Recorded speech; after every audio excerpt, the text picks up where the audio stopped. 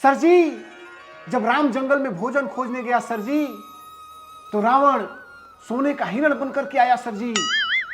और उसके बाद सीता ने लक्ष्मण को कहा, जाओ लक्ष्मण उसे पकड़ के लाओ। लेकिन सर जी, जैसे ही लक्ष्मण गया, रावण अपना भेष बदल करके सीता को लपक लिया। बोलो बाके बिहारी लाल की। वो जो सोना का हिरण बना था वो मारिच था ना। चुप रहो, नया नया हिंदू बने हैं। और 5 साल से अल्लाह अल्लाह किए हैं, अचानक चुनाव में राम लल्ला करेंगे तो थोड़ा सा मिस्टेक बनता है।